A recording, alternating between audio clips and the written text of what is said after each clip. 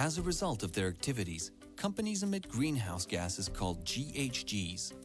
Air Liquide, like all companies with more than 500 employees in France, reports its emissions every year. How do we do it?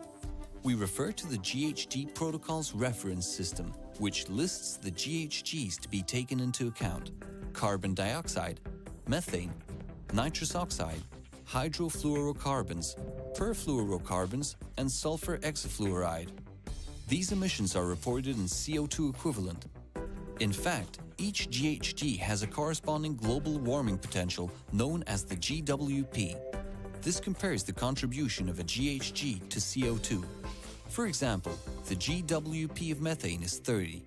It has a warming potential 30 times greater than CO2 over 100 years. The emissions reported are divided into 3 scopes. Scope 1 includes direct emissions coming from our assets or those under our control, mainly SMR, cogeneration units, and gas transportation. Scope 2 includes indirect emissions related to the generation of energy such as electricity and heat, which we mainly use for our ASUs. Scope 3 covers 15 categories of indirect emissions, including, for example, purchases of goods and services, employee travel, and the use of products sold by the group. Air Liquide also publishes the emissions avoided by its customers through the use of its products and operational efficiency.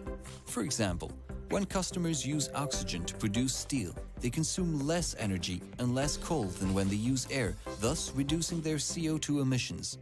In the same way, when customers entrust Air Liquide with the production of their gases, they are produced using less energy because the group has a long-standing expertise and adapted solutions.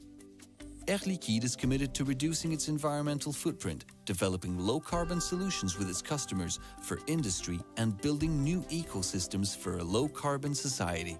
With Air Liquide, we act in our company, with our customers, for the planet.